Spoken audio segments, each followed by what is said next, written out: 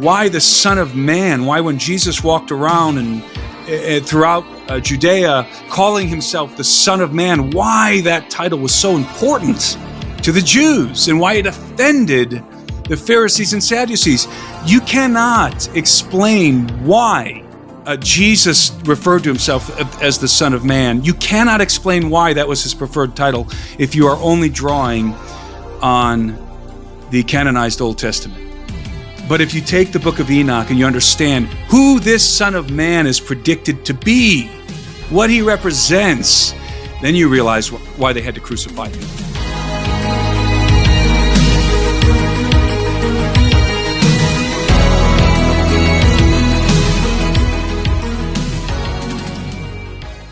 All right, welcome back to Blurry Creatures. Luke, we've been talking about this for 3+ years. We've been talking about the Book of Enoch. A lot of these concepts that are only found in the Book of Enoch. And we've had a lot of people reach out to us. Hey, which version of Book of Enoch should I get? And then Luke's like, let's put out a blurry Book of Enoch.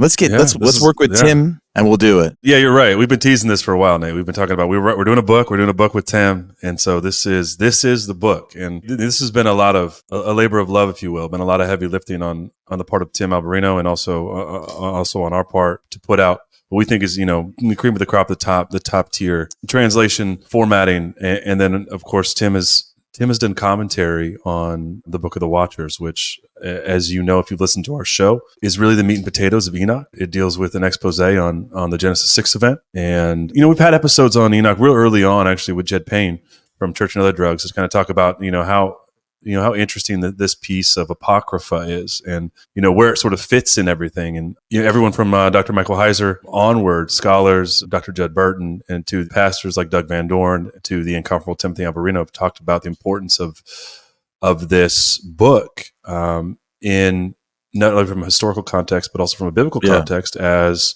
things like 1 Peter and Jude quote directly from this book. So at the very least, the Book of Enoch was something that was not only widespread and well known among the ancients and ththose that read the New Testament, as well as more than likely a lot of those in the Old Testament. But we know that from the Dead Sea Scrolls and discovery at Qumran, that this was the second most copied scroll for them. Now, of course, that's a microcosm, but this was a set apart community of scribes, and they believed it to be of enough importance that it was the second most copied book that they have discovered in that trove of manuscripts. So very important too, as well, when we're talking about the things we talk about on our show and the supernatural aspect of the reality of the world we live in and the realms that a lot of context. A lot of context. And so very excited to be releasing the book, very excited for people to get their hands on this book. Hey, there's fresh artwork in there too, Luke. That's right. I almost got to that. There's our own Nate Henry labored over doing some really cool artwork along with these scenes from the Book of the Watchers that Tim then provides commentary as we sort of unpack perhaps how this really occurred and what it may have looked like to the ancients. And so welcome back to the show, TImothy Alberino. What a journey. We are 3+ years into Blurry Creatures, and we started somewhere crazy with you, and it's been unbelievable to spend time with you, to see your work and the timing of things as it was. If we look back at 2023 and the House Oversight Committee on UAPs, as we could barrel on to disclosure. Barrel on, you say? Yeah, exactly. That's for you, Nate. I just feel like we're at a point where it is so relevant to the things that you wrote about as you unpack the scriptures, and also the post-human paradigm as you talk about in Birthright, your book. But just grateful for your friendship as we navigate in this place, and to kind of get to do some of these things alongside you has been a privilege. Welcome back to the show. We're talking about the Book of Enoch today, and excited to do that as we release our joint efforts in our own release of the Book of Enoch. It's always fun to be back with you guys. Yeah, over the last couple of years, our paths have been crossing a lot, and I was actually working on a Book of Enoch. I had been wanting to produce one for years, because just like you guys, I get a lot of people from my audience who are asking me all the time, probably on a weekly, at least a monthly basis, about the Book of Enoch. Which version should I get? How trustworthy is the text? And it just occurred to me that I just got to produce a Book of Enoch. That way I can just point people to this one that I know is a good copy and is good commentary. And I was interfacing with you guys one day and realized that you guys were working on the same project. And we had the exact same idea. We had the exact same desire to create a copy that could be definitive for our audience, but also that had some unique elements, specifically these concept scenes. And so when we discovered that we're both on the same track in regard to the Book of Enoch, we just decided to do a collaboration. Rather than both of us produce our own books of Enoch, it made a lot more sense to collaborate. And so we've begun what I think is a very exciting collaboration between the three of us in the development not only of the Book of Enoch, but also something we're calling the Nephilim series, which is going to be a continuation of ancient texts. Some very interesting things we have planned. But the Book of Enoch is the first installment, the first volume in what we're calling the Nephilim series. So this is very exciting. It's been laborious for us to put this together, but it's also been a labor of love for us because we really want to produce something nice for our audience, for the Blurry Creatures audience, for my audience, and give them, as I said before, a definitive copy of the Book of Enoch that the three of us feel really confident in and that we can reference. And that reflects also, it's very unique. I want to stress that there's no other Book of Enoch out there like this Book of Enoch. This is the first of its kind in that it reflects a perspective of the antediluvian world that is unique to the conversations that we have had together on your show. And so we wanted to take the conversations on Blurry Creatures and sort of translate them into a Book of Enoch with conceptual art and conceptual scenes. So we've created we have, I think, at least 7 scenes in the book, conceptual scenes that are not just sort of, your run-of-the-mill scenes from the Book of Enoch. These are very unique, and you'll see why if you get a copy of this book. It's a very unique perspective on what's really unfolding in the narrative. And it's really cool to have this conceptual scene explanation on one side, and then on the other side you have the actual artwork. And I think it's going to help people to conceptualize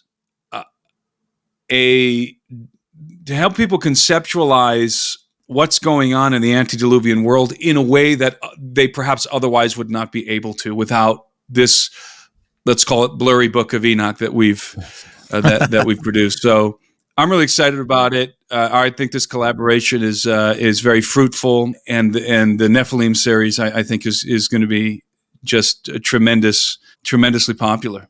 I was looking at our catalog, Luke, and our very first episode with you, Tim, has overtaken your Genesis 6 episode as the number one, the Watchers, our very first episode we did together. And we kind of were baptized into the mind of Tim Alberino from the get-go. And here we are talking kind of the insane mind of Tim Alberino.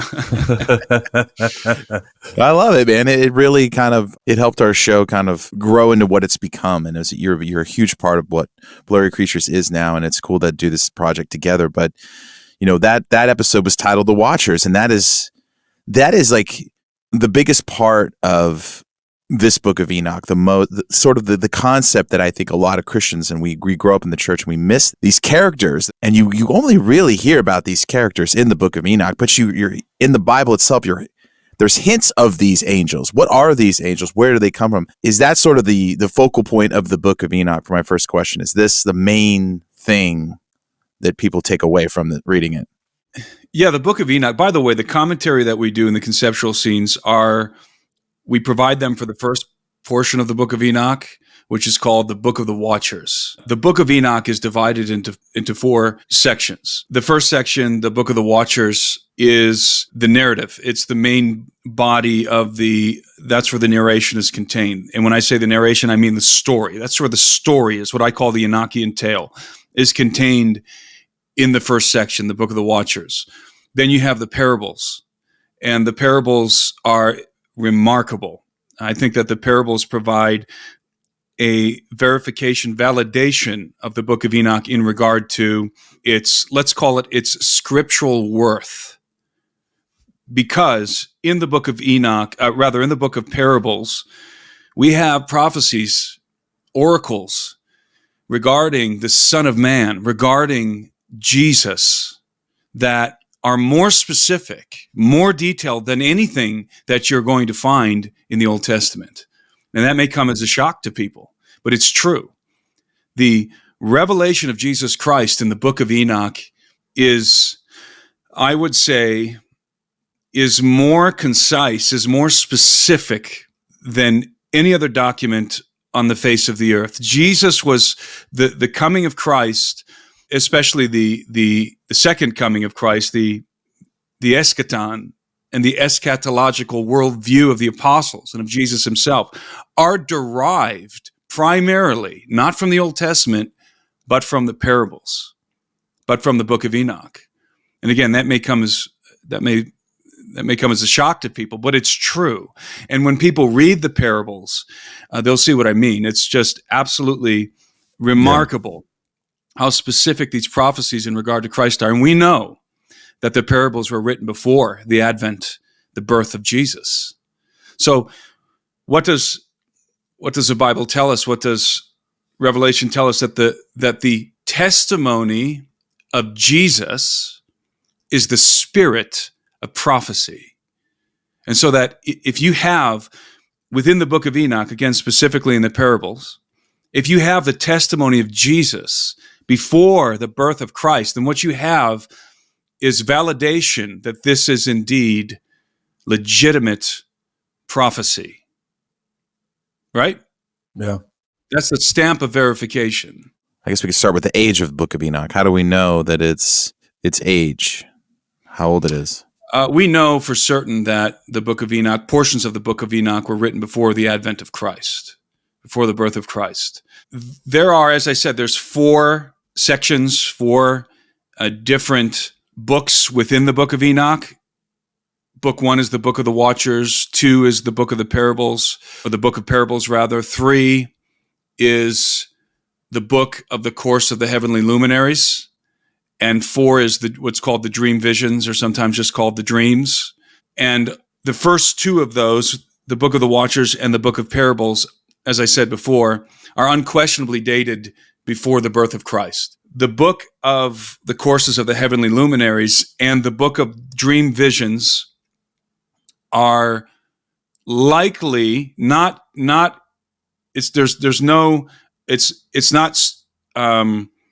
known for certain, but they're likely dated after Christ. And it's important to note that this is the Book of Enoch is a complex manuscript. There are at least 3 authors, different authors, if not 4, who had a hand in compiling the Book of Enoch, writing the Book of Enoch. Now, I'm going to put out there right away that I believe that the earliest portions of Enoch may in fact have been written by the hand of Enoch in the antediluvian world. That's a contention that I make, and indeed I make this contention in my introduction to the Book of Enoch. And by the way, you're going to find things in my introduction and in my commentary as well that you're not going to read anywhere else. There are insights that I have into the Book of Enoch that are my own. And so you're going to encounter things in the introduction that you're going to find surprising, even in regard to how the Book of Enoch resurfaced, how that came about in modern times, and also why the Book of Enoch was nearly expunged from the libraries of Europe by the 5th century AD. There seems to have been an intentional extirpation of the Book of Enoch. In other words, somebody was intentionally attempting to eradicate Enoch from the scriptoriums of Europe and the Middle East. And that's very interesting. And we can thank the Ethiopians for preserving it. The Ethiopians have preserved the Book of Enoch for many centuries. Both the Tawahedo Christians, the Orthodox Christians, and also the Jewish community, the ancient Jewish community in Ethiopia, preserved the Book of Enoch when the rest of the world was expunging it from their libraries. That's one of the primary reasons why we have the Book of Enoch to this day. That's why First Enoch. Go ahead. Why do you think? Well, I guess why do you think they were trying to get rid of it? What's so taboo, I guess, about the Book of Enoch that people don't want to have it around? We have to understand the context in which the Book of Enoch was rejected from the canons of Scripture. We're talking about two canons. We're talking about the canon of the Jews, and we're talking about the canon of the Christians. Both of those canons, in both the Jewish and Christian canons, the Book of Enoch was ultimately rejected for inclusion. Among Christians, not without much debate and controversy. Not so much among the Jews. The simple reason, let's separate these two. As it relates to the Jews, we're talking about first century Jews. This is the context in which the Book of Enoch is rejected in the Jewish canon. First century Jews, I make the case in the introduction, rejected the Book of Enoch because it testifies of the man they had crucified, namely Jesus of Nazareth. And so the Jews are living in the first century. They were driven from Israel after the siege of Jerusalem by the Roman armies in 70 AD. Then you had the diaspora of the Jewish community. And this was in the aftermath, of course, of Jesus of Nazareth. And when Jesus died, the church was born. And so the early church is growing. And it is apparent in both the Bible and extra biblical text and in a historical context that the early church was conversant with the Book of Enoch. And indeed, not only was the early church conversant with the Book of Enoch, but the apostles, the disciples of Christ, the writers of the New Testament, base much of their theology, and specifically their eschatology, for example, as it pertains to the return of Christ, the great judgment, they based much of it on content from the Book of Enoch. In fact, Jesus himself makes several references in the Gospels that are found nowhere else except for in First Enoch. And First Enoch is called the Ethiopic Enoch because, as I mentioned earlier, it was preserved by the Beta Israel Jews, the Ethiopian Jews, and by the Orthodox Tawahedo Christians from the 4th century on. And so you have a situation in which the Jewish community in the early church age is being confronted with the rise of Christianity. They have been expelled from Israel by the Romans. They're in this moment of crisis for the Jewish community. I would say specifically for the Talmudic community. In other words, we're talking about Orthodox Jews who are also now faced with the rise of Christianity. And as most people are aware, there was great animosity between the Jews and the Christians in the early church age. And there was, as the years progressed, as the centuries progressed, there was a lot of animosity between Christianity and Judaism. And so the Jews were not at all going to promote anything that identified or suggested, intimated that Jesus of Nazareth was the Messiah, was the elect one from the Book of Enoch.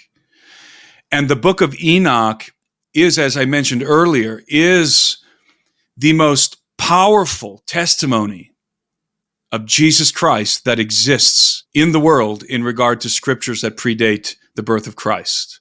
It is the oracles of Enoch are the most significant messianic prophecies you're going to find anywhere. And they point directly to Jesus of Nazareth. And in fact, they prefigure his ministry in some very remarkable ways. Again, the reason why ultimately the Jews, in my opinion, rejected the Book of Enoch was because of it testified of the man they had crucified. Now, there is a legitimate contention in regard to the dating, obviously, of Enoch, but also the authorship of Enoch. As I mentioned earlier, there are certainly several authors. And again, there's 4 sections which were compiled at different times by different authors. I think that the Book of the Watchers and the Book of Parables have the same author, and I would contend that the original author was Enoch. That would be my contention. But the Book of the Course of the Heavenly Luminaries and the Book of the Dream Visions, I would say, are post Anno Domini. In other words, they were compiled after the birth of Christ, and they have somewhat of a Merkaba mysticism influence. Merkaba is also known as chariot mysticism. They're a little bit more in line, in my estimation, with 2nd and 3rd Enoch. And again, I'm referring to the book of the courses of the heavenly luminaries and the dream vision. So it's important for people to parse, to have an understanding of the complexity here with this manuscript. It's not just the Book of Enoch written by Enoch. That's not what we're dealing with. So to answer your question, Nate, I apologize for being long-winded here, but the Jews rejected the Book of Enoch because it testified of Christ. That's what Tertullian said, by the way. Tertullian, who was one of the primary church fathers and a defender of the faith and a great scholar, Tertullian contended that the Jews had rejected the Book of Enoch precisely because it testified of Christ. And other church fathers had the same opinion. Now, that answers why the Jews rejected the Book of Enoch, and because the authorship was also in question, that was also a contention, because the authorship is obviously, it's not a single author. So that was part of the contention. Now, we can carry that over to the context of the rejection of the Book of Enoch among the Christian church, among Christians. Obviously, the Christians didn't reject Enoch because it testified of Christ. That's not the primary contention here. Within the Christian community, the primary contention would have revolved around two things. It would have revolved around the authorship, but then also the content. And this is when we talk about content, this is where the Jewish and Christian contentions dovetail, because there are some indications, and I talk about this in the introduction, that the Jews living in the early church age did not, let's put it this way, were not fond of the concept of fallen angels.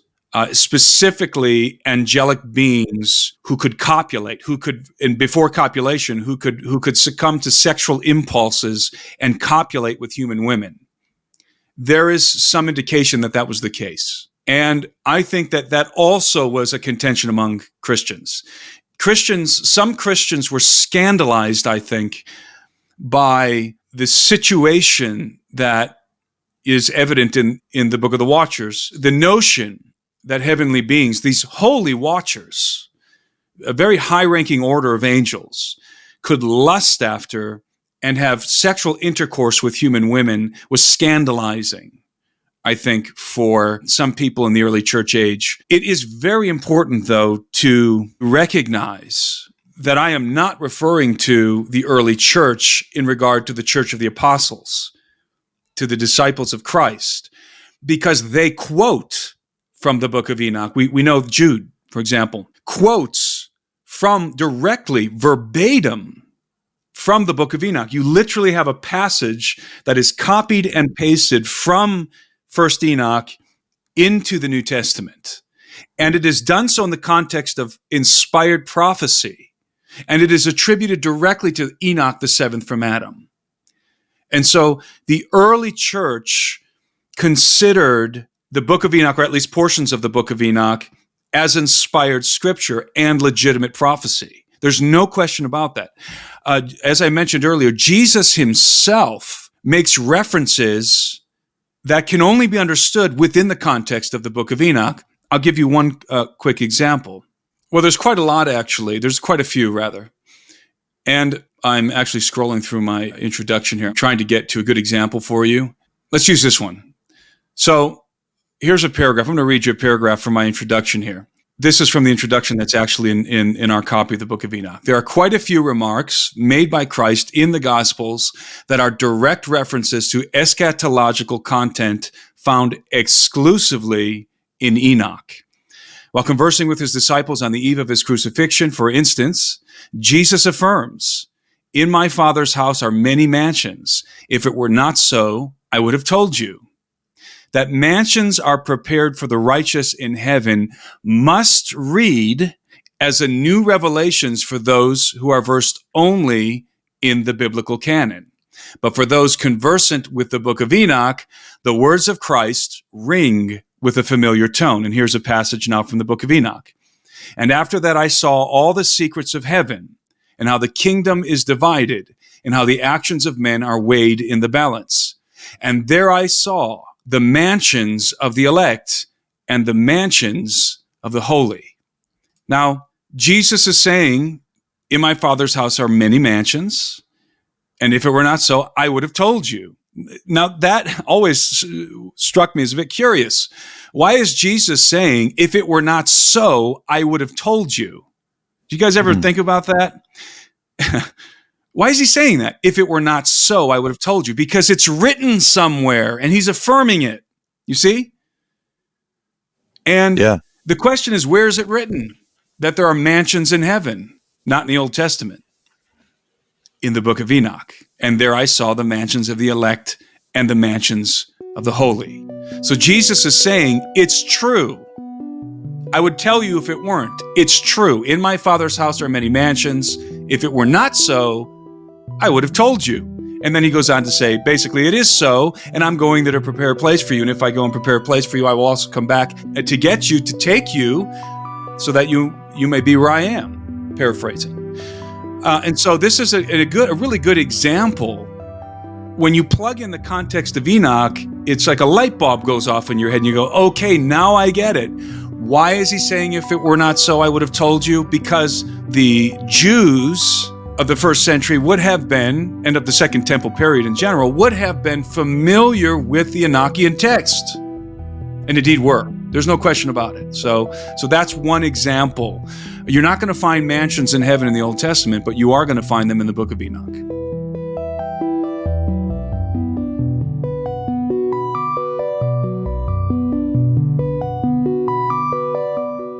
You are going to find them in the Book of Enoch.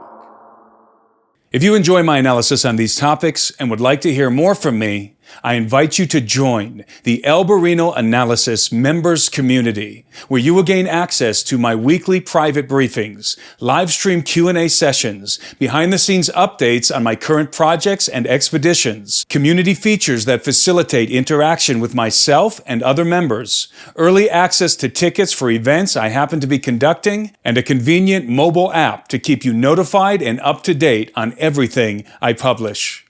In addition to all this, annual subscribers will be treated to an advanced screening of 3 episodes in a TV series I've been working on for several years. These films alone are worth the price of admission. The Alberino Analysis Members Community is the best way to connect with me and support my work. If you would like to become a member, you can find a link to the subscription page in the description of this video, or visit thealberinoanalysis.com. I hope to see you in our community. I mean, to all this evidence of it not only being well widespread and well read, and read by the apostles and read by the disciples and read by those that the writers of the New Testament, I know including Paul, why then do you think, other than the Ethiopians, this is excluded from Christian canon? Because I know we got through the Jewish canon question, but we know that when they put together the canon, because we have our Bibles, here there is no Book of Enoch, and I think this is a big point of contention, right? We have people on our channels, a lot of channels, other places, people in the church, etc., say, leave this alone, don't touch it. This is not part of Scripture. This is not part of canon, so you don't need to read it, which I think is kind of absurd, because people read all kinds of things outside of the biblical text, and especially not, and a lot of the things aren't referenced in the New Testament that we as Christians aspire to being God inspired and holy and God breathed, right? So, or at least influenced by. Right. I'm just saying. So then walk us through that. The Ethiopians have it. We know that because that's how it's rediscovered. Not to spoil it, but in your introduction you do talk about the rediscovery of it. But we went backwards, and we're talking about it predating Christ.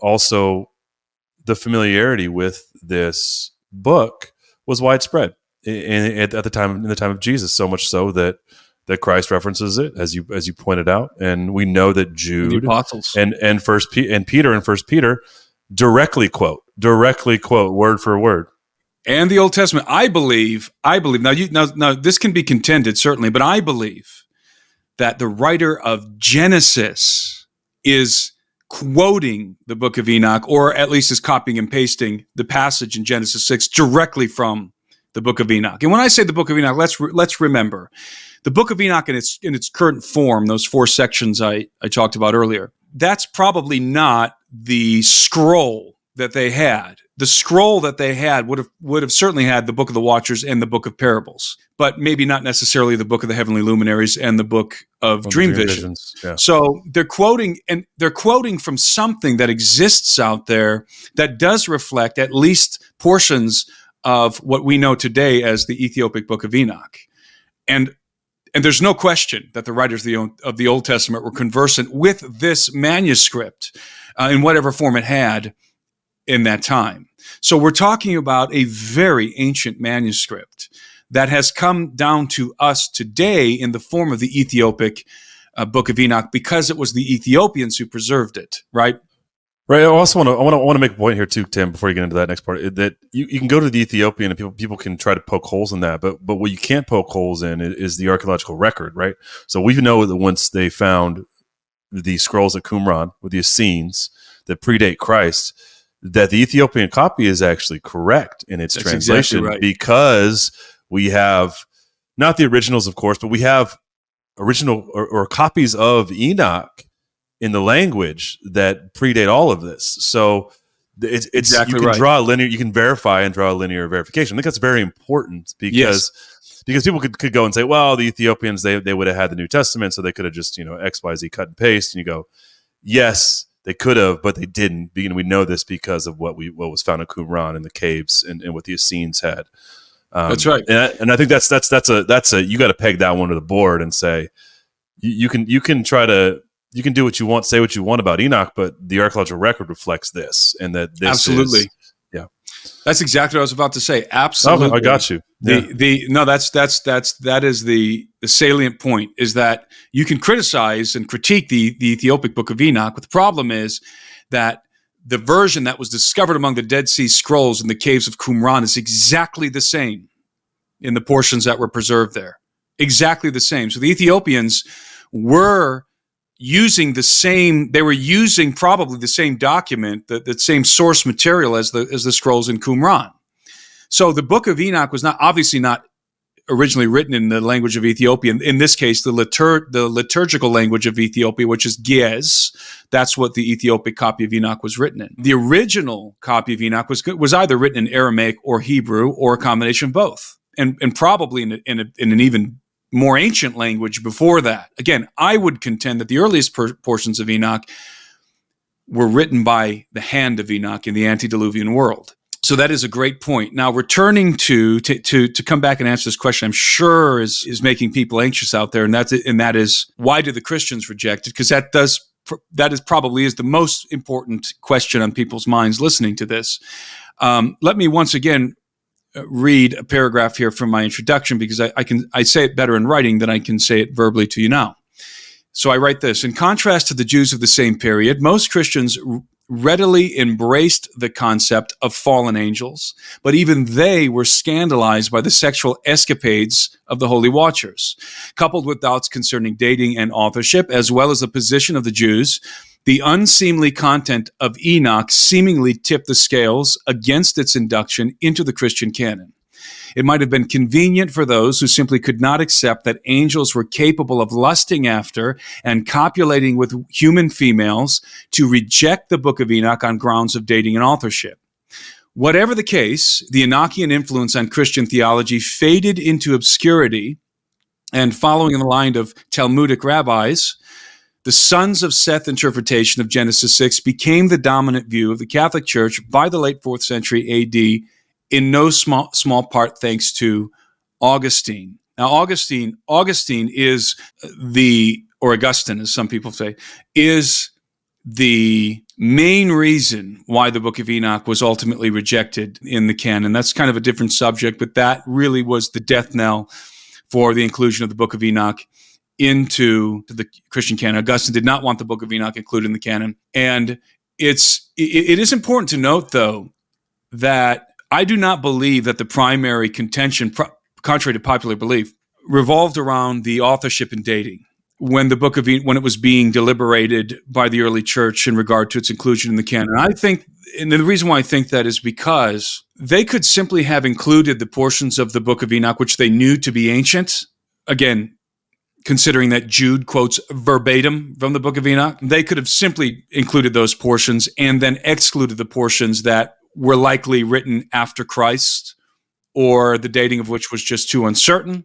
So they could have come to a compromise, but the fact that they didn't come to a compromise and that they decided to exclude it altogether really suggests that the primary contention revolved around the content of Enoch rather than the dating. And again, I think that some early Christians were scandalized. And when I say early Christians, I should make a differentiation here.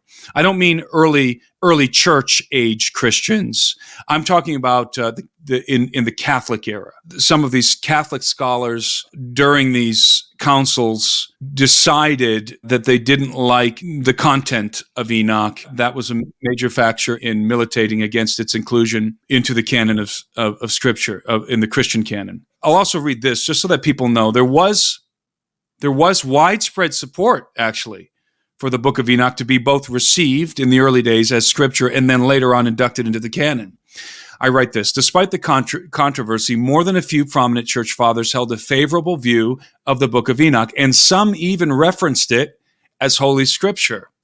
Among these are such luminaries as Clement and Barnabas, who were the friends of Paul, Irenaeus, Origen, Tertullian, Athenagoras of Athens, and the formerly mentioned Justin Martyr. I talked about a case with Justin Martyr earlier on in this introduction.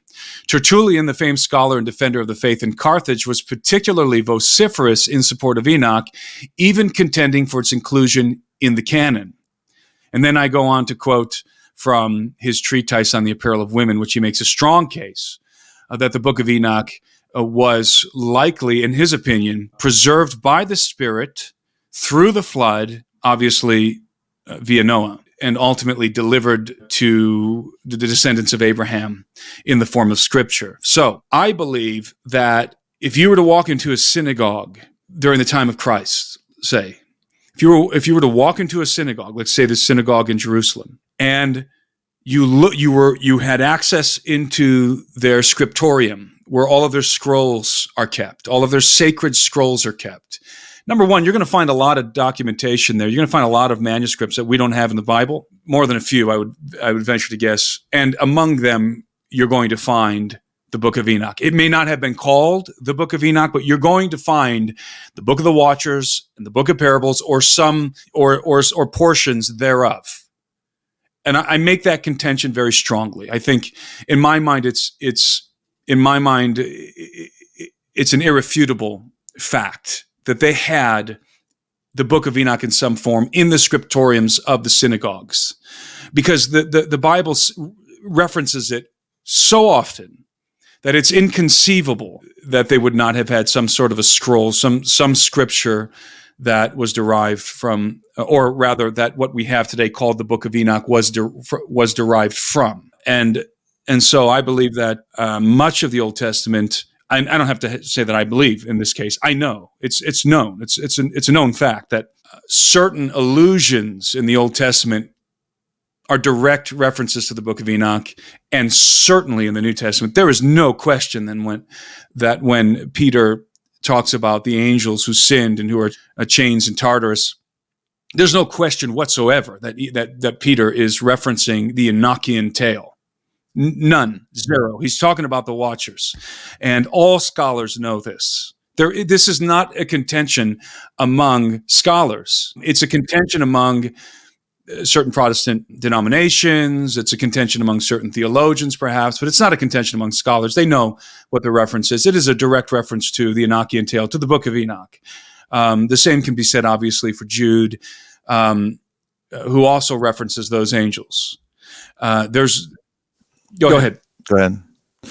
Well, I was going to say, we've heard many times on our show over the years that, in history, you have these, it kind of reminds me of a couple of things. Like, you have these things like the Rosetta Stone. We don't really understand what's going on, and then we find this thing, and it really brings context. And and a lot of people in this space, in the Genesis 6 space, have said, like, the Book of Enoch in Genesis 6 is the Rosetta Stone of understanding the Old Testament, some of these main themes. And it also kind of reminds me of points in history when you say, like, you have sometimes common enemies come together and declare a truce, and they fight somebody else. You have like the the Athenians and the Spartans coming together to fight the Persians or whatever. You know, there's multiple reasons why everyone wanted this book to go away. That's what I'm saying. And this guy wants this, we don't like this part of it. And this other group, we don't like this part of it. So they kind of team up together and get rid of it. But I think that's because it's so powerful. I think it's because it gives a lot of context. It really makes things make a lot of sense. And a lot of people walk away from their faith and they reject the Christian story because they don't get any context. They don't have any understanding. And Luke and I have seen over the years of just talking about these things explodes people's faith. People are like, I've been in church my whole life. I'm coming back because it finally makes some sense. And I wonder if just like the bigger thing, is there a Rosetta Stone sort of comparison here with the Book of Enoch?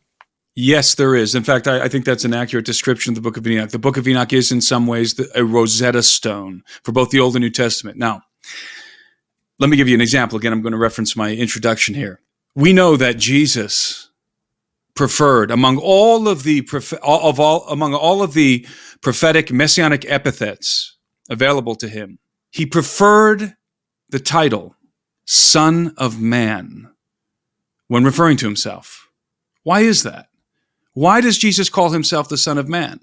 And the conventional explanation is going to reference Daniel. So let me read here again from my introduction. And this is going to give you an idea of how important the Book of Enoch is. It is that Rosetta Stone in many ways of understanding certain references in both the Old and New Testament.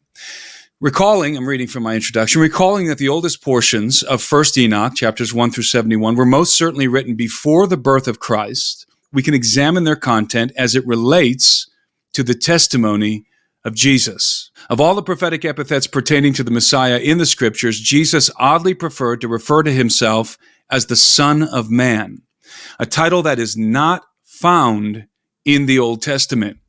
Theologians have attempted to explain his curious preference by citing a passage from Daniel in which the prophet beholds one like a son of man.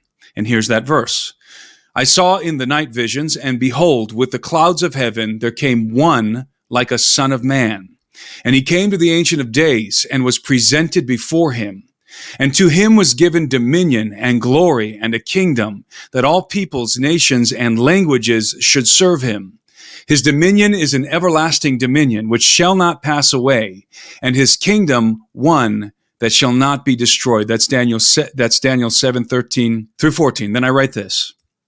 Apart from the fact that this passage is not employing the term Son of Man as a formal title, but a description of one who has the appearance of a human being, what so many theologians fail to realize is that Daniel's vision of the Messiah being presented before the Ancient or Head of Days is deliberately synchronistic with Enoch's description of the same event, recorded thusly.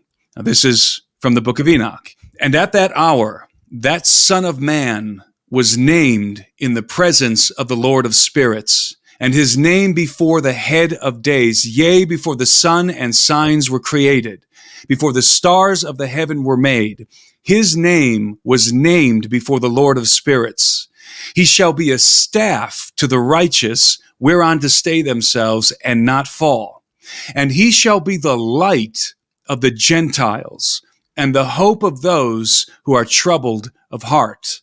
And all who dwell on earth shall fall down and worship before him, and will praise and bless and celebrate with song the Lord of Spirits.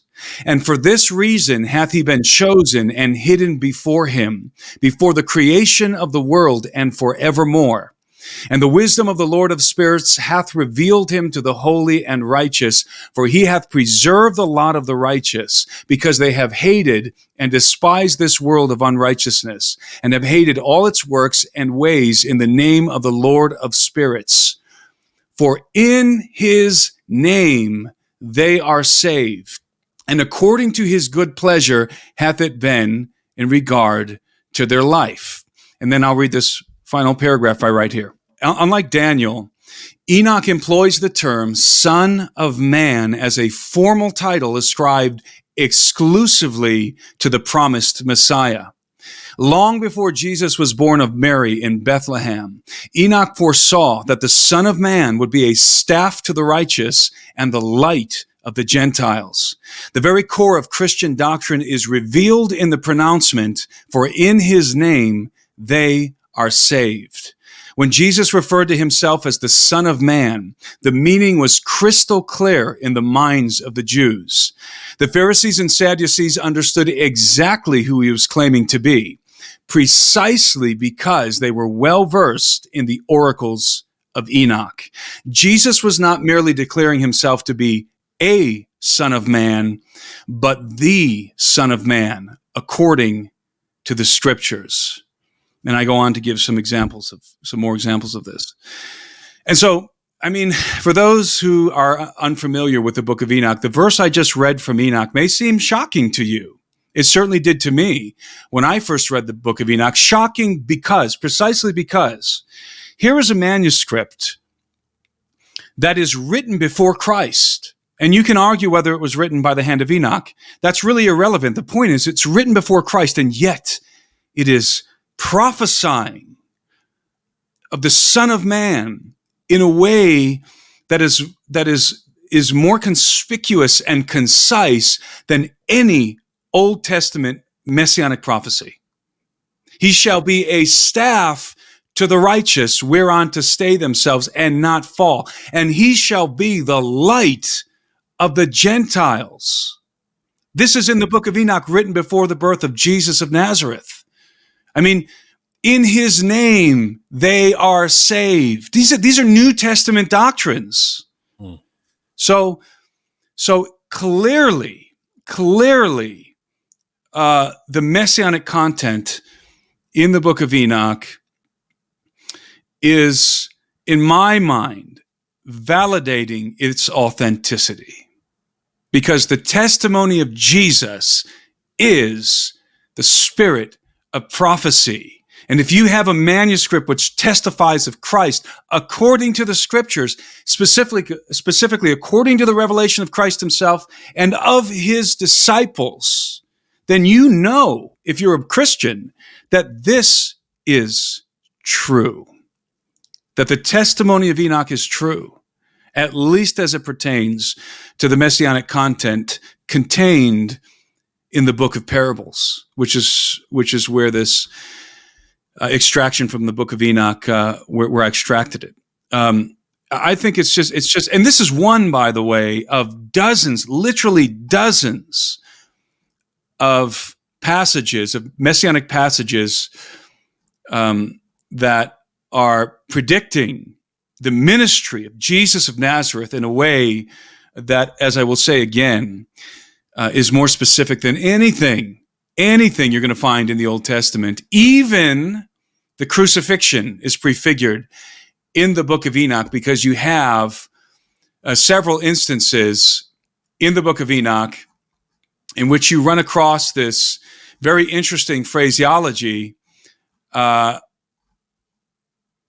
hang upon the Lord of spirits. So you have this phrase, hang upon the Lord of spirits, in regard to the righteous and the elect. So it appears at least 3 times in the Book of Enoch, basically paraphrasing all 3 of them.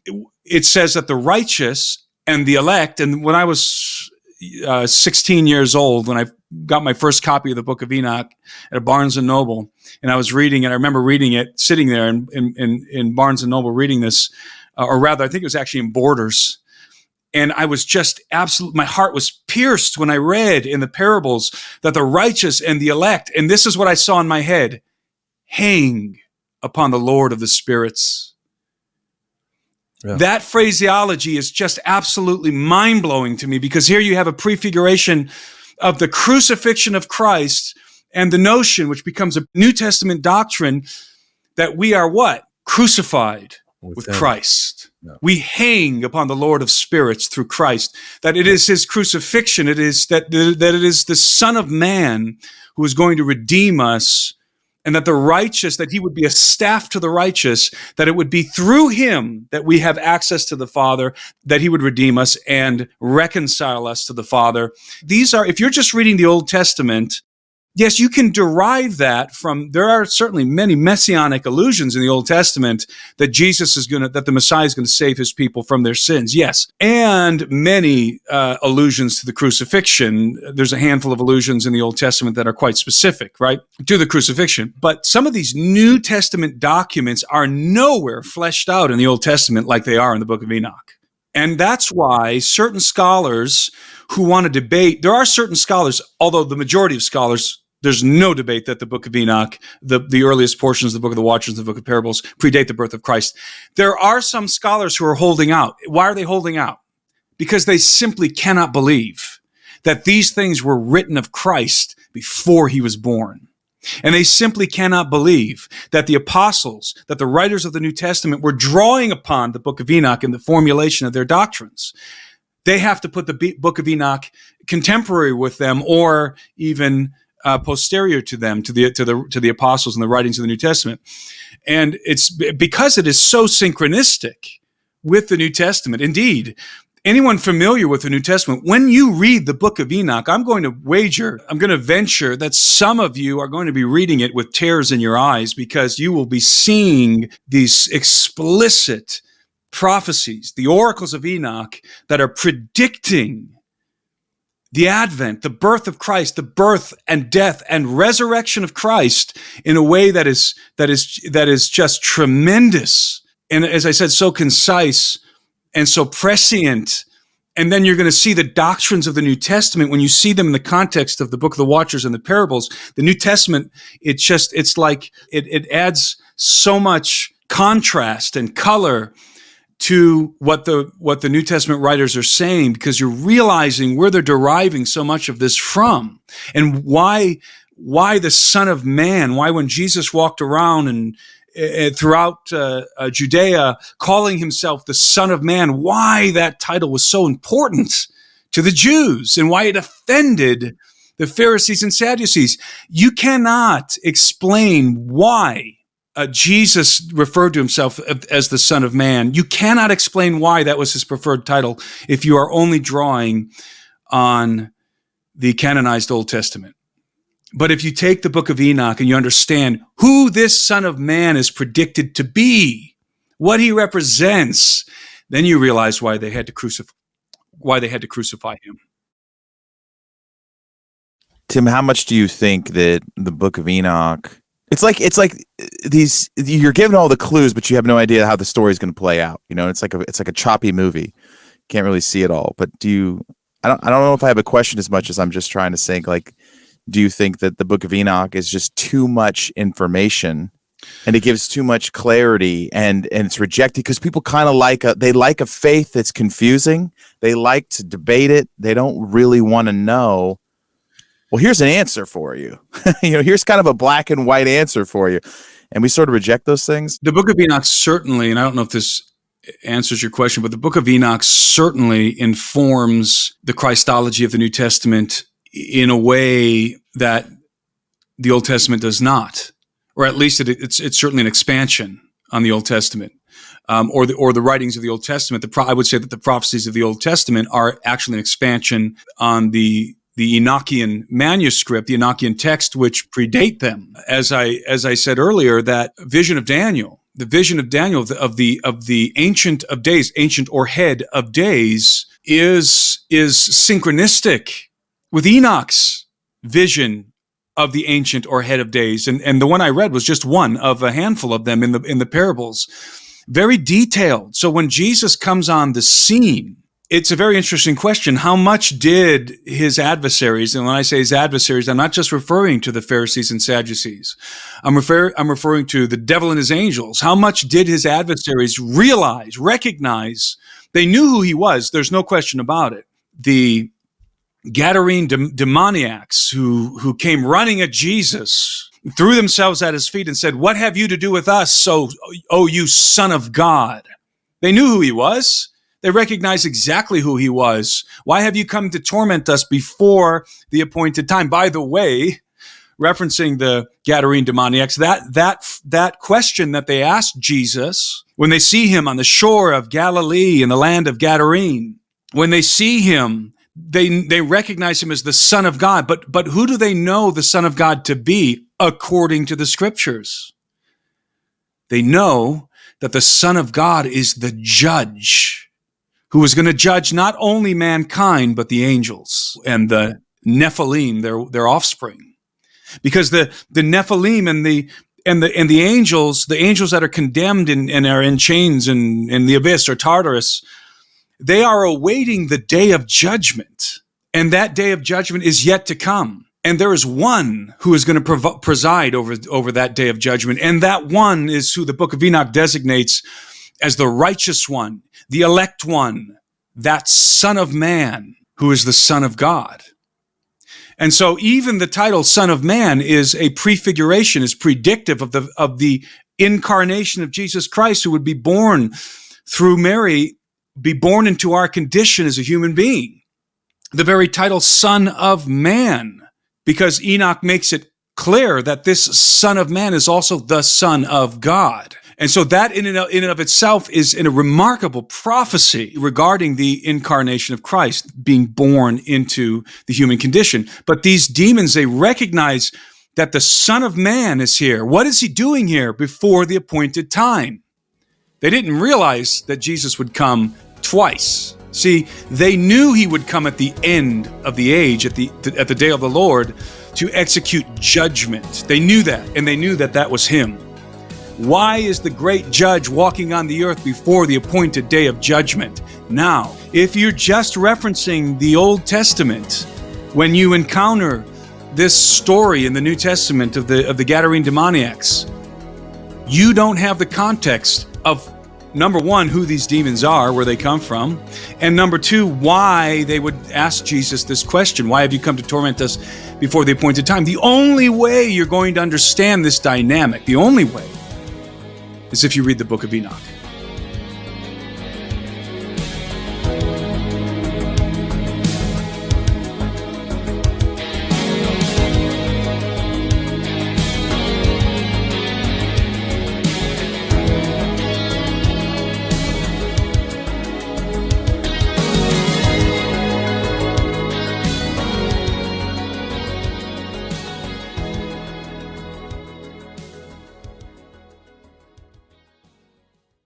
That's it.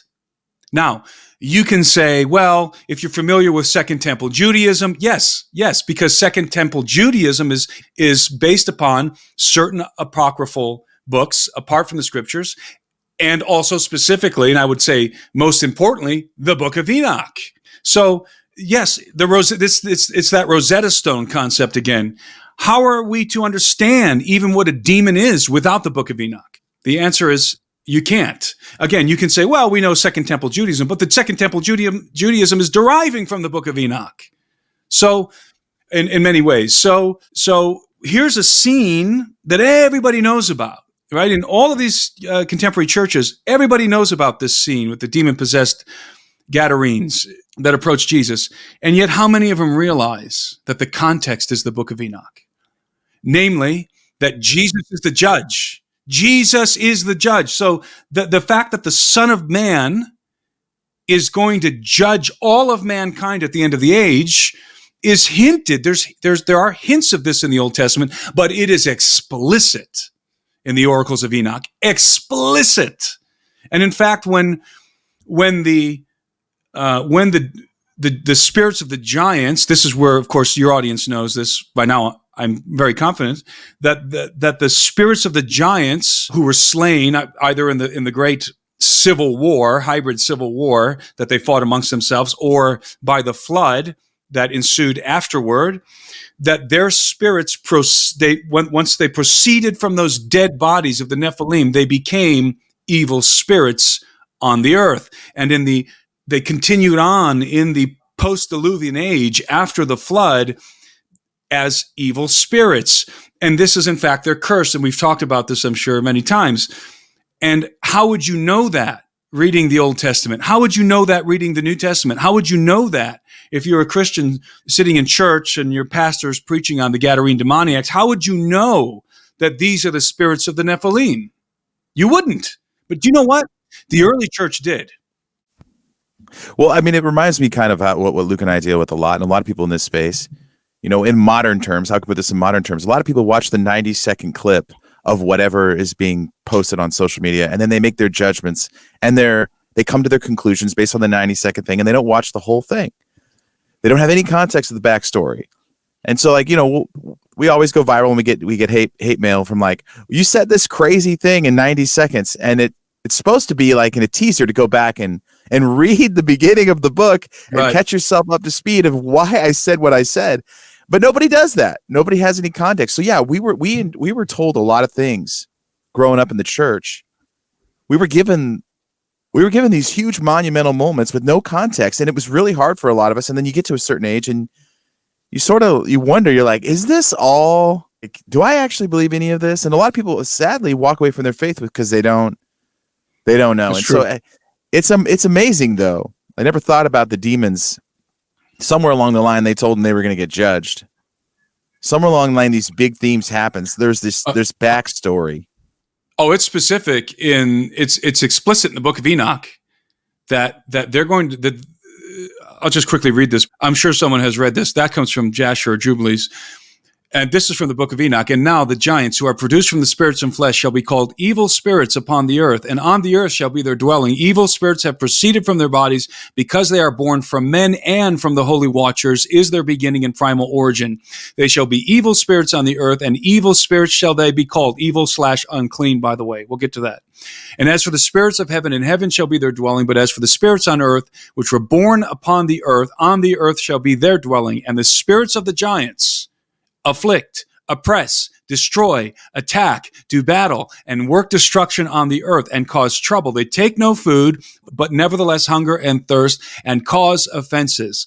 And these spirits shall rise up against the children of men and against the women, because they have proceeded from them. There is the origin of demons in Hebrew cosmology. There and nowhere else. That is the origin of demons. And scholars know that. All scholars worth their salt are well aware that this passage from Enoch is the origin of demons in Hebrew cosmology. So demons are a very specific thing, as you know, and as your audience is well aware at this point. Demons are and only are the disembodied spirits of the Nephilim who have proceeded into the post-Diluvian world after their bodies, the Nephilim, the bodies of the giants were killed. A lot of people who on our shows who don't know the origins of demons will say God created the demons and things like that. And you're like, what? They'll make bold claims like that. You're like, that's a pretty big thing to say, that God created these unclean spirits to torment humans. Something older and fouler.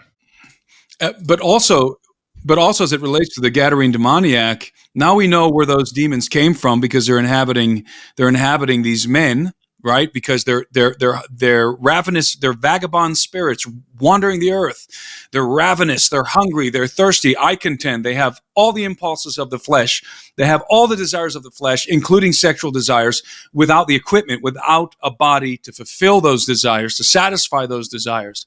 And so what logically are they going to do? They're going to seek to inhabit human bodies that are most like the ones that they had. And they're going to, through these bodies, they're going to be able to interact with the fabric of the material world and to some extent satiate their insatiable appetites. And so that's why they possess people. Otherwise, it doesn't make any sense. And that's one of the things that growing up, before I was sitting there in Borders with this Book of Enoch opened on my lap, I probably was, I was driving, so I must have been 16 years old. I drove myself there. Tim, you're reading the Book of Enoch, and we're reading the GoldenEye Nintendo Power. I'm reading that as well, I can assure you. So here I am reading this, and I finally realize, because I've always had this question, why do demons want to inhabit human bodies? Where's the answer for this? Somebody tell me why. And there's no reason why. People can make things up. And this is the thing. In the absence of information, we have concoction. People just concoct stuff. And this is a problem I have with a lot of deliverance ministries. They just concoct things they just create these bizarre concoctions because they don't have information. But when you plug in information, you can understand, at least from the Hebrew conceptualization, from the Hebrew cosmology, you can understand why demons seek to inhabit bodies. It's crystal clear. They're hungry. They're thirsty. They have the desires of the flesh. There's only one way to satiate yourself in that condition. This is a terrible condition, by the way, and it really underlies a lot of pop culture movies. For example, I always cite the Pirates of the Caribbean, the first movie in which the pirates are cursed. Remember, they have this curse placed upon them. They can't eat. They can't drink. They have bodies, but they can't satiate their desires. And so all they want is to remedy this problem that they have, is to undo the curse so that, Barbossa can bite the apple and that they can experience and satiate their bodies and their hunger and their thirst and their desires and interact with the fabric of the material world. Again, this is the condition of the Nephilim. We bring this up a lot on our show, Tim, about sort of the limits of demons. Demons are very limited. And when people say demons are out there creating advanced craft, advanced technological machines and flying them around, you're like, well, you don't really understand the limitations of a demon. It just, it's like a cockroach in the spiritual world. It's not high on the list of spiritual beings, and they're just trying to get into a body, anybody, just to feel what it's like. It's kind of a crazy leap then to say that they have these genie powers where they can do whatever they want. They can't. They can't do whatever they want. They can only do a limited number of things. And like you said, they're just carnal creatures trying to feel what it's like to be alive in a body. And why is the rum gone? Why is the rum gone? Why is the rum always gone? If you wanted to finish the thought, I had one other question. I kind of like maybe broad brush question on your thoughts. It's going to be an opinion question, but a lot of Christian circles and even in our channels, there's this real visceral reaction, knee-jerk reaction to the discussion around Enoch, or to the bringing up of Enoch, or to the suggestion to read and understand Enoch. And that is also always sort of, or oftentimes qualified with like some sort of semblance of Gnosticism, right? And I just want to, in your opinion, why do you think there's such a visceral reaction, or such a knee-jerk canned reaction to this book and this apocrypha? Because it's something that pops up again and again. This is a Gnostic gospel. This is, don't read this. It's outside the Bible. We don't need it. Right? I kind of referenced that earlier, but in your opinion, why do you think that happens? Do you think that's some of the marketing around it, if you will? Because people are very religious and dogmatic, and they have a hard time thinking in a way that is complex, and it takes one's ability to parse things. For example, when you're holding the Book of Enoch in your hands, one ought not just accept everything in it as verified scripture or prophecy, because we know there's various authors written at various periods of time. So you have to dig, you have to look, you have to gain understanding and understand, first of all, what qualifies prophecy for one thing, but then also understanding what's written before Christ, what's written after Christ. And then you can hold this book in your hand, this Book of Enoch, and you can, to use a biblical phrase, rightly divide it. And so it's that sort of thinking that's necessary. And there's a lot of people out there who are not capable of that thinking, because they're very dogmatic, and they've locked themselves into these boxes. And all they have in their head is, it's not in the canon, it's not in the canon, it's not in the canon, it's not in the canon. And so the word of God to them is only contained within the canon. So, but for me, the testimony of Jesus is the spirit of prophecy. That's what's true for me. And so, again, if I'm reading in the parables of Enoch, the testimony of Jesus, a document that was clearly written before the birth of Christ, then I know that this prophecy is true, because it testifies accurately of Jesus and is affirmed by Christ and his apostles. And that's all that matters to me. But some people, they cannot get outside of this rigid, dogmatic box that they have contained their minds in. It causes them to stumble when they are confronted with passages that are outside of the canon. even though, as we've already said, the Book of Enoch is a passage from the Book of Enoch is found verbatim inside of that canon, right? So it requires high resolution, complexity of thought. It's very good, I think, as a Christian to be very careful with what we call Scripture. And I'm not saying that Enoch is Scripture. I'm not here to make that case. I'm just saying I recognize the spirit of prophecy being the testimony of Jesus, and I know that that is the qualifying factor, the verification that that prophecy is true.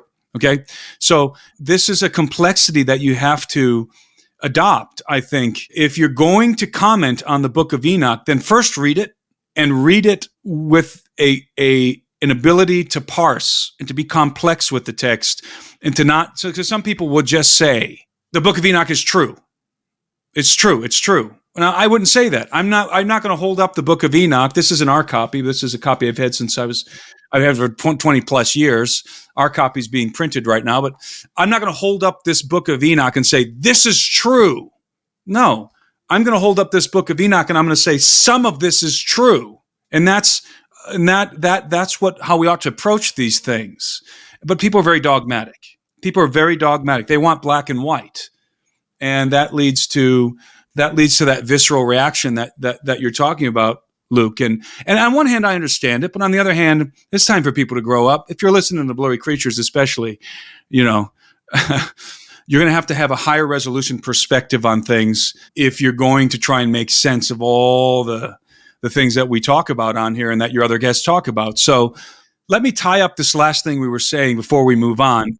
I read The Origin of Giants, and now let me put a little bow on this Gadarene demoniac situation. I read the last verse in the Book of Enoch from chapter 15, verse 12, and these spirits shall rise up against the children of men and against the women because they have proceeded from them. Chapter 16. Now, this is important. Remember, what did the demons say to Jesus? We know who you are, Son of Man or Son of God. Why have you come to torment us before the appointed time? Chapter 16, Book of Enoch. From the days of the slaughter and destruction and death of the giants, from the souls of whose flesh the spirits, having gone forth, shall destroy without incurring judgment. Thus they shall destroy until the day of consummation, the great judgment in which the age shall be consummated over the watchers and the godless, yea, shall be wholly consummated. What does consummated mean? It means brought to a conclusion. So what is this saying? It's saying that the spirits of the Nephilim, by the way, people say, are there Nephilim alive today? Yeah, they're called demons. So the spirits of the Nephilim, and I think there actually are giants also, by the way, but the spirits of the Nephilim are cursed, wandering as vagabonds in the earth with all the desires of the flesh, but without the means to satiate them. And they're going to be in this condition of torment until the day of judgment, the great day of judgment. Who's the judge? The Son of God is the judge. And so they see the Son of God walking on the shores of Galilee, and what do they think? What are you doing here? It's not time yet, right?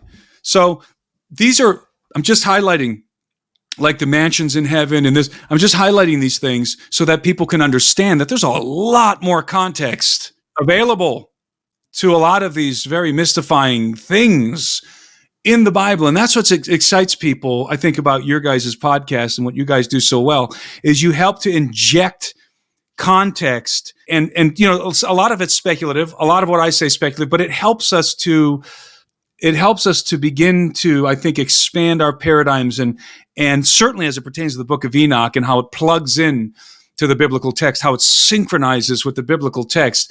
It's just, it causes us to have this, just, I would say, as I said before, a much more high contrast, high resolution understanding of what's going on.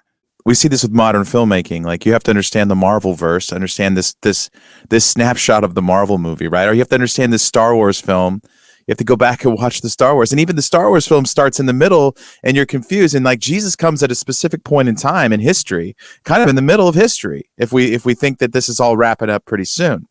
Right. So you have this prequel, and then you have this sort of mid story, and then you have the future, kind of what's coming down the pipe right now and the end of the age.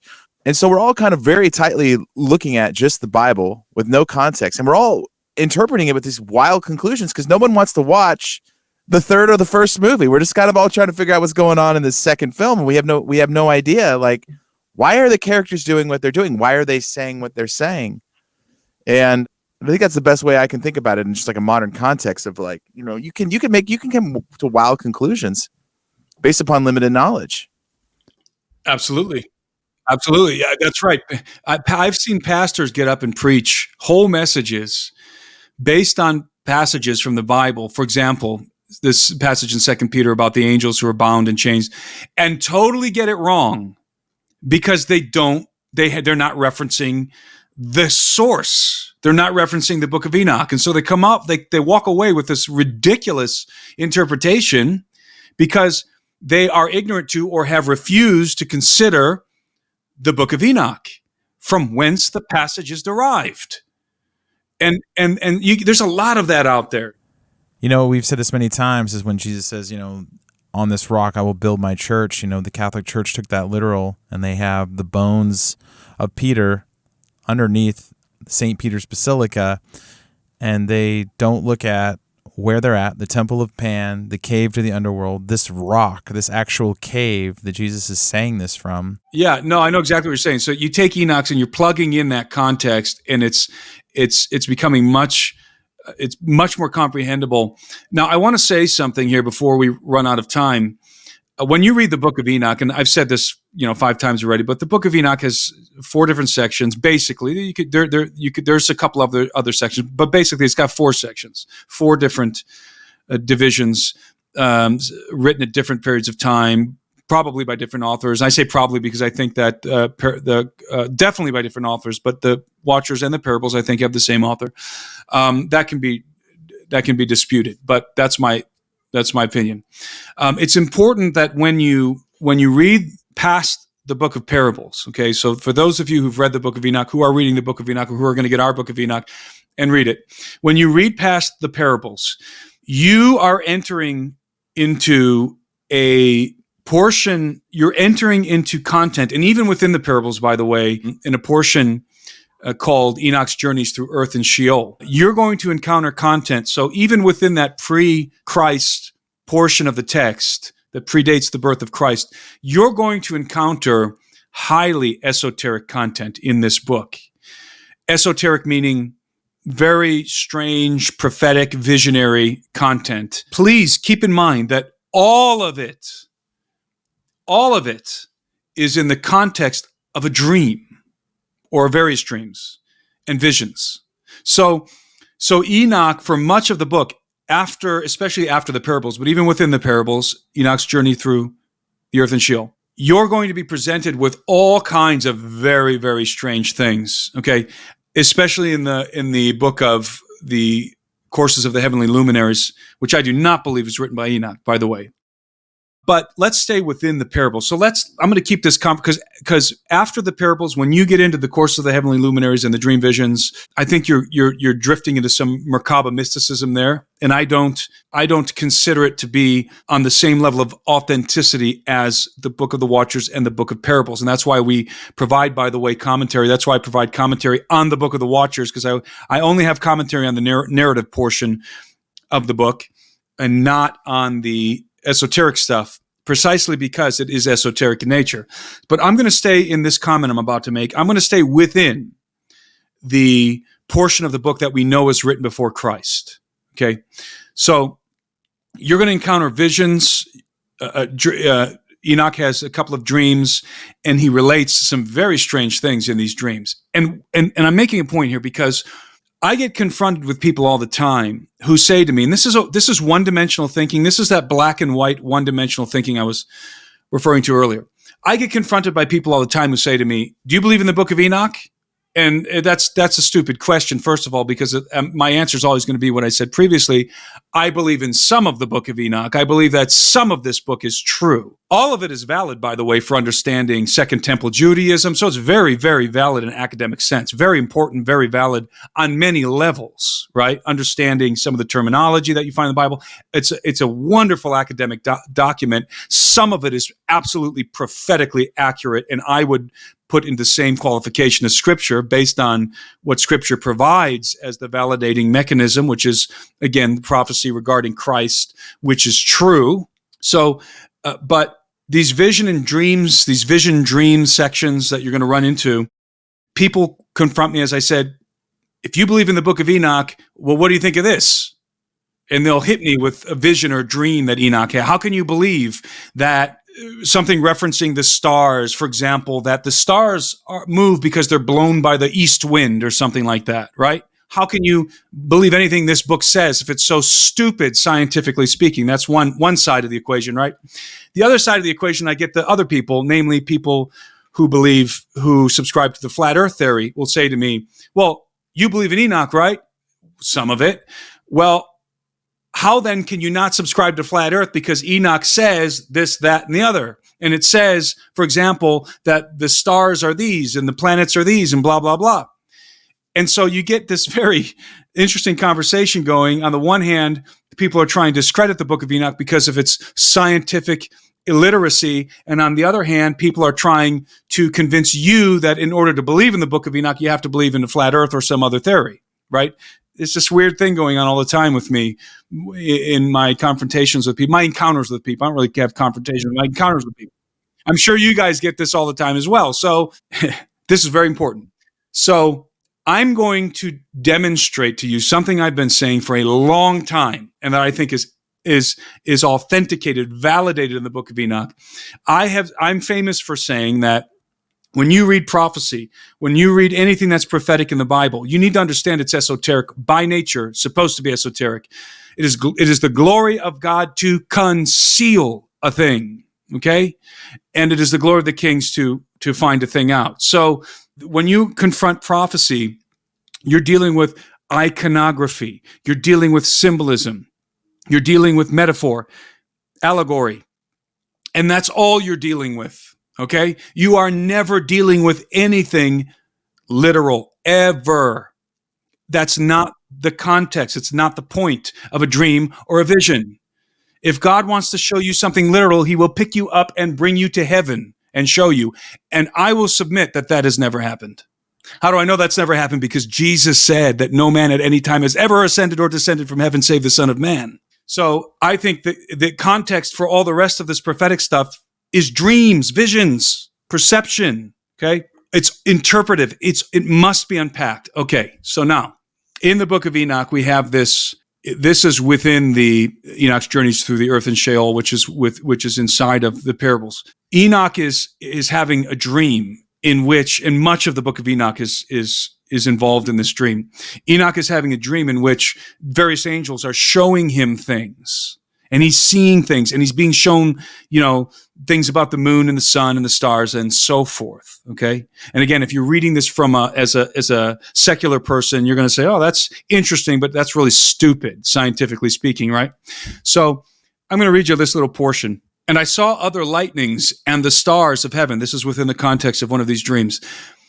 And I saw how he called them all by their names, and they hearkened unto him. He's talking about other lightnings and the stars of heaven. And I saw how they are weighted in a righteous balance according to their proportions of light. So these stars in heaven, some of them are brighter, and they're weighed in a righteous balance according to their proportions of light. Okay. I saw the width of their spaces and the day of their appearing, and how their revolution produces lightning. Oh, no, hold on a second. This is stupid, right? Stars don't produce lightning. Does anybody think stars produce lightning? So if we're reading this literally, then we got to conclude that stars produce lightning, which is stupid. That's ridiculous. Obviously, stars and lightning are disassociated. We know that. Okay, continuing.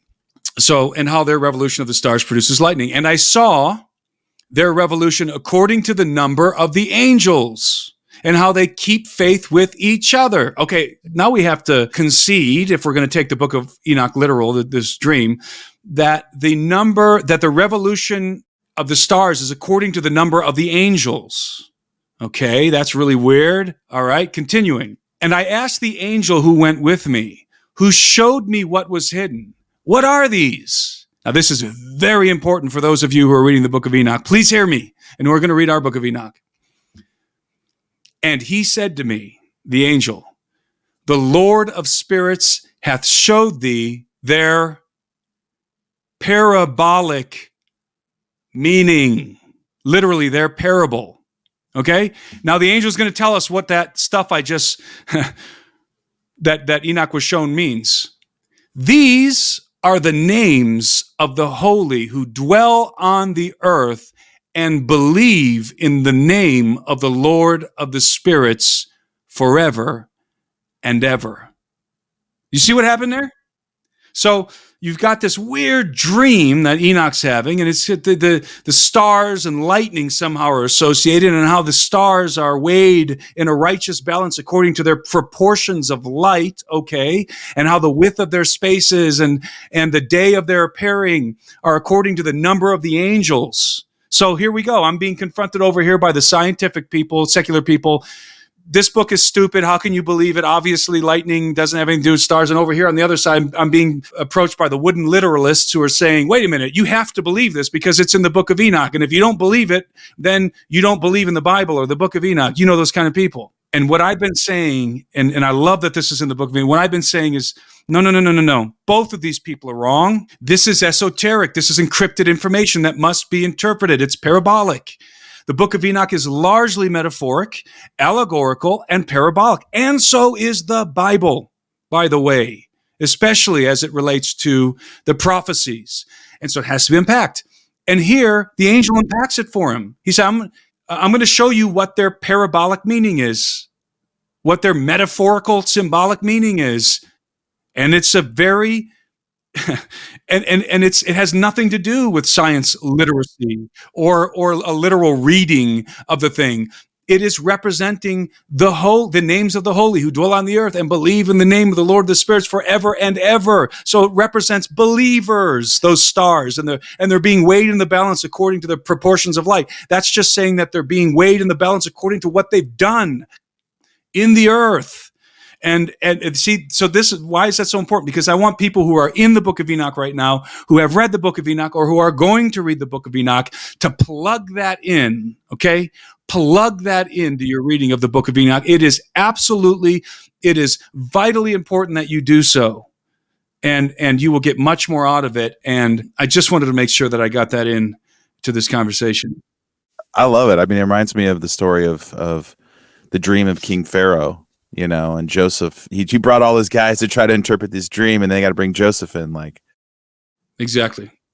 What are these dreams I'm having? And you can't take the dreams at face value. Even Pharaoh's probably a smart guy, can't figure it out, and even all of his wise men can't figure it out. They got to bring in Joseph to figure it out, which is interesting because he interprets a dream that I think is the baker is going to be nailed to a tree and then restored to the right hand of the king. And yeah, which is a foreshadowing of Christ, which is amazing. Jesus, the bread of life. His body's the bread. That's right. And he's also with the cupbearer, who's also in prison with him, who is exactly the right. blood. This is my blood of the covenant. That's right. And these are the moments in Scripture that we get, these little glimpses of what Jesus is going to do. It's not that he's actually going to get nailed to a tree; he's getting nailed to a cross. So it's close. It's close. But it's sort of like you said, it's sort of weaved into these smaller stories is this bigger story. It's a story within a story, almost a dream within a dream, you know, where we're seeing multiple narratives happen, and you have to have, I don't know, you have to have a mind like Joseph to understand some of these. Exactly right. That is it, Nate. That is exactly it. You have to have a mind like Joseph or like Daniel. It requires wisdom. And I'm not saying I have that mind. I'm dumb enough, at least, or let's put it this way, I'm at least smart enough to recognize that it's not literal. And that's not very smart, but that's the beginning stage. When you encounter dreams and visions in Enoch, yes, but also in the Bible, you are no longer in a literal world. You are in an interpretive world, always on every level, every time, every word of it, without exception. You are in an interpretive context. And I really want people to get this because sometimes I'm pulling my hair out, okay? Because, for example, I'll say, angels don't have wings in the Bible, and I'll get blasted with people, but what about this? And it's in the context of a dream or a vision where all kind of other weird things are going on that are not literal. And it's for some reason people, and if you're going to read the Book of Enoch, and I highly suggest you do, then right out of the gates, man, let's pull apart, let's divide this thing in our minds and understand that we're reading a narrative, and the narrative is so important for the underlying context of so much of the Bible. We're reading that narrative about the Watchers, one of the most epic stories ever written, in my opinion. You're reading this narrative about the Watchers and what they did and the giants and all of that. That's literal history. By the way, to the ancient Hebrews, the Enochian tale was literal history, and to Jesus and to the apostles. I'm talking about the Watchers and everything that ensued, and the flood and all of that. And then you look with a different mind, with different eyes. You read when someone is having a dream or a vision, you switch your bifocals and you start reading with the understanding that what you're getting is encrypted information. And you're probably not going to be able to understand what it means. I would have never really understood what that passage from Enoch that I read, or Enoch would have understood that, had the angel not told him what it meant. And it didn't have anything to do with stars and lightning at all. It was not astronomical in that sense.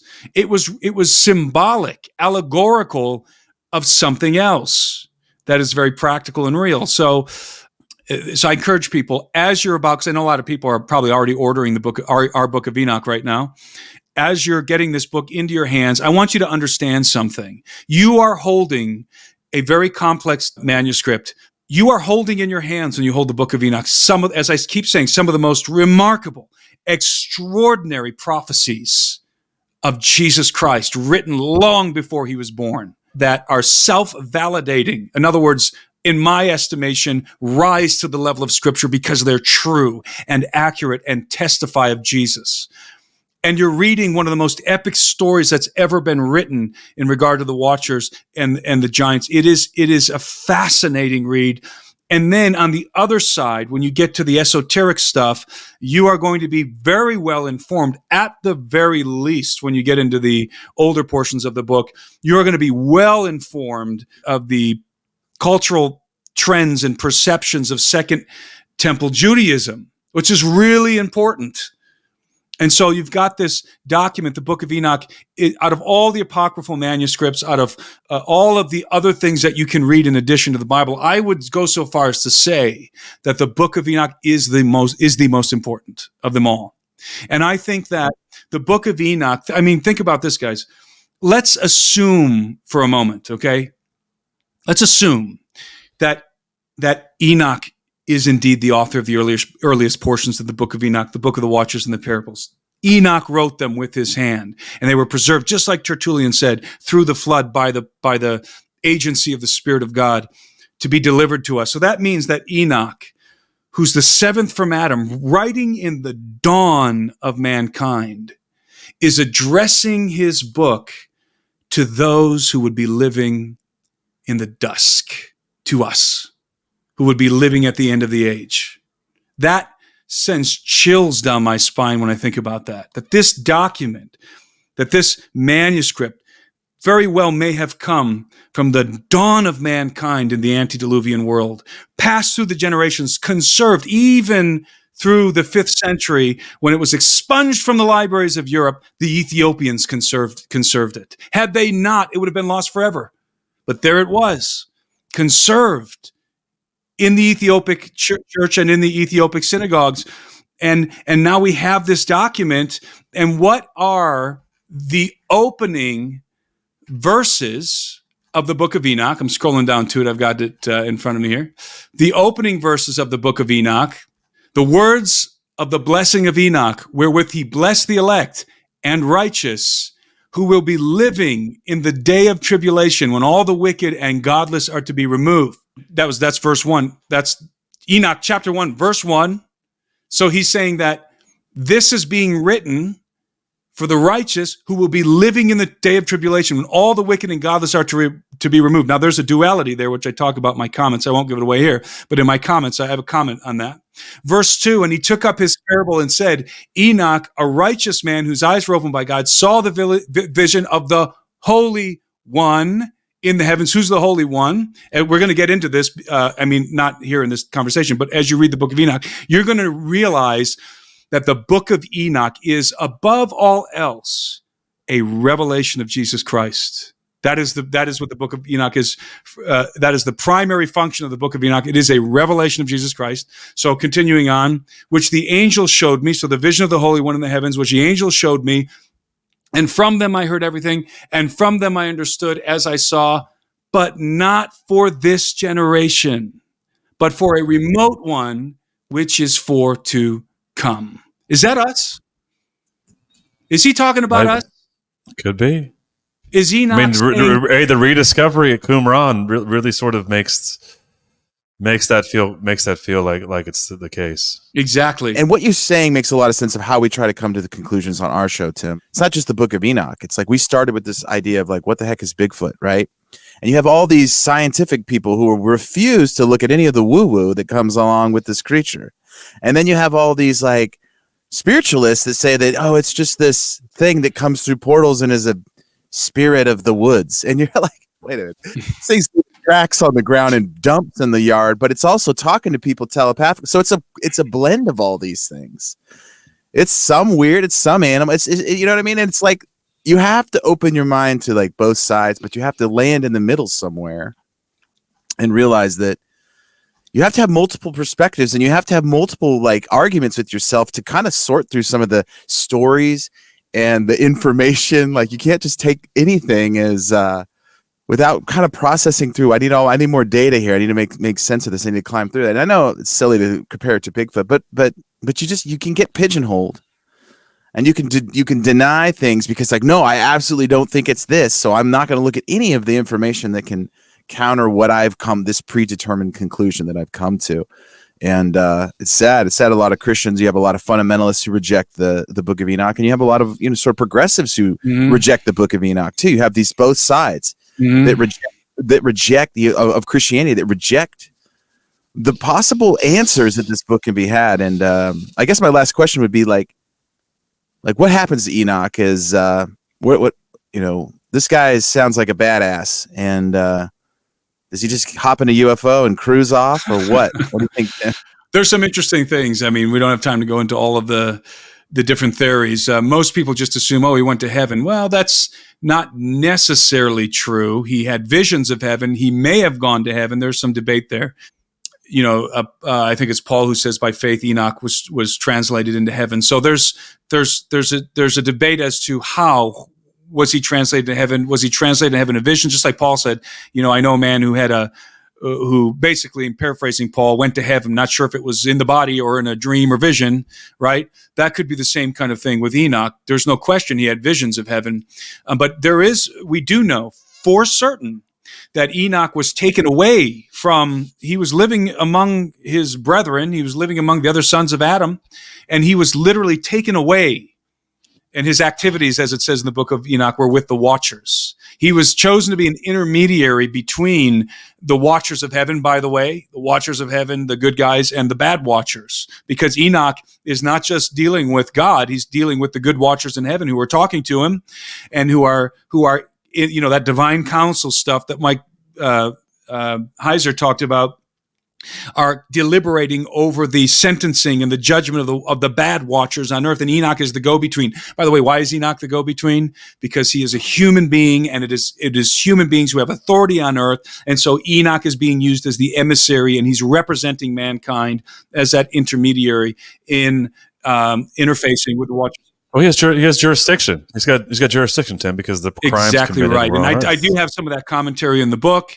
I know those of you who are familiar with Birthright know that that's some of the premise of that book. So, but anyway, I know we're almost out of time here, but let me say this. There's so much we could just keep talking about Enoch. I just so bad want to read some more of the Christological content, the oracles referencing the Son of Man, because they're so powerful right from the Book of Enoch. But you know what? Let that be a tease if you're on the fence to get the Book of Enoch. You've got to read the parables. I'm telling you, it's going to add your understanding and appreciation of who Jesus is and who he was predicted to be from the dawn of mankind. It's going to enlighten and enliven your understanding of the gospel of Christ. I absolutely encourage everyone out there, not just because of our copy of Enoch, get any copy of Enoch, read at least the Book of the Watchers and the parables, the two first sections in the Book of Enoch. You will not be disappointed, especially if you read our copy, if you get our copy, our version of the Book of Enoch, because as you're reading, you're going to have my introduction and commentary. And by the way, there's things in my introduction here you're not going to find, as I said in the beginning, you're not going to find anywhere else. You're going to think some people are going to be a little bit, as I said in the beginning, surprised by some of the details regarding how the Book of Enoch was discovered in Ethiopia. But you're gonna not only have that information and my commentary, you're also going to have the conceptual scenes, that visual content that's going to tie some of this together. It's going to give people a lot of fodder for their conceptual paradigm of the antediluvian world, and it's going to cause people to think about the antediluvian world in a different way, just based on these images and on these concept scenes. As I said, it's a scene written in text that goes with an image that we have at least 7 of these in the book. So you're going to get something in our Book of Enoch that you're not going to get anywhere else. We didn't just, grab an ancient text and put it through the printer and trying to sell it to you as something new. No, we put a lot of time and effort in this to give a unique perspective. And it was a collaboration between the 3 of us. A lot of blood, sweat, and tears went into this thing. We're trying to make it as nice for you guys as possible, as even in the graphics design on the cover and everything. We want you to have something in your hand that you really, really are excited about, and that you can be confident in, that we really did a good job putting it together. So go get our Book of Enoch and get it for your friends and family, especially if you haven't read the Book of Enoch. Even if you haven't read the Book of Enoch, and I'll close with this, guys, remember, this is volume 1 in the Nephilim series. You're gonna want that full volume set there. This is volume 1, and we got the other ones coming behind it, which are going to be some interesting things we've got planned. That's right. Yeah. It's like Billy Mays. Because it's like Billy Mays, you're like, but wait, there's more. NephilimSeries.com. That's right. NephilimSeries.com is a new website that we put up.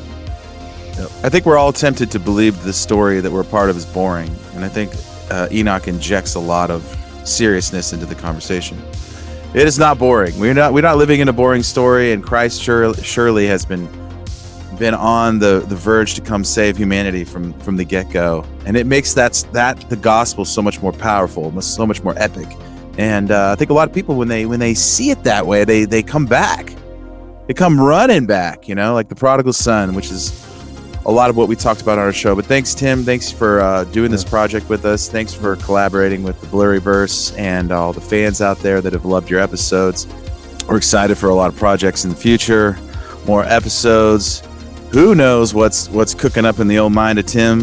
He's coming up with all this. He's always got an idea. He's calling me, dude, what about this, Nate? And it's just, I'm that way too. Luke's probably pulling his hair out. These 2 crazy guys. Well, I want to say this. Remember, Nate, we're an 80s themed show, and so when we were talking about dreams within dreams, we'd be remiss not to mention the impressive clergyman from The Princess Bride, who, by the way, says marriage, that dream within a dream.